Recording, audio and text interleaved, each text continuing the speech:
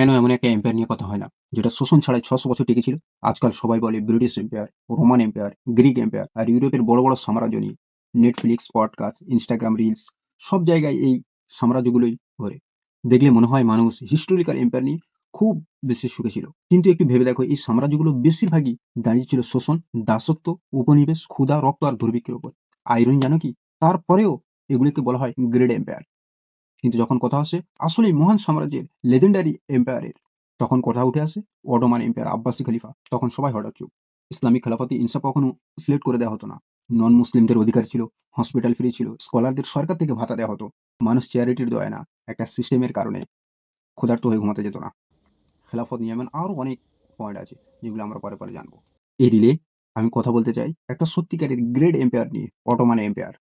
একটা এমন সাম্রাজ্য যেটা শুধু জমি জয় করার জন্য নয়, বরং একটা ন্যায়ভিত্তিক ব্যবস্থা চালানোর জন্য দাঁড়িয়েছিল। কারণ অফিসিয়ালি অটোমান এম্পায়ার ছিল খেলাফতের শেষ বড় যুগ, এবং তারপর এটা জাস্টিসের সব মানদণ্ড পূরণ করেছিল। ইহুদি, খ্রিস্টান আর মুসলিম সবাই নিজের ধর্ম নিয়ে স্বাধীনভাবে থাকতে পারত।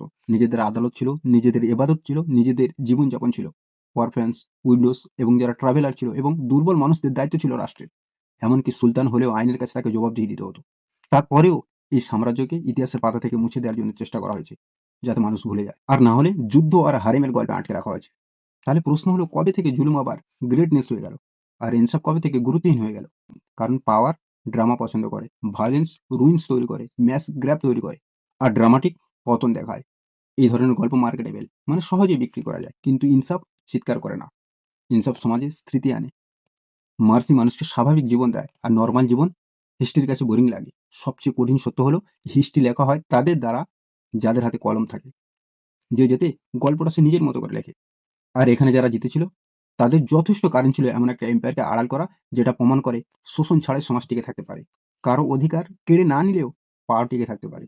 যদি আমাদের হিস্ট্রি বুকে অটোমান এম্পায়ার, ইসলামিক খেলাফত পড়ানো হতো, তাহলে একটা বাচ্চাও প্রশ্ন করতো, যদি এমন একটা ব্যবস্থা সম্ভব হয় যেখানে মানুষ ক্ষুধার্ত থাকে না, ডিগনিটি কেড়ে নেওয়া হয় না, রাইটস নিয়ে বাঁচা যায়, তাহলে আজ আমরা কেন এক্সপ্লয়েড হতে দিই?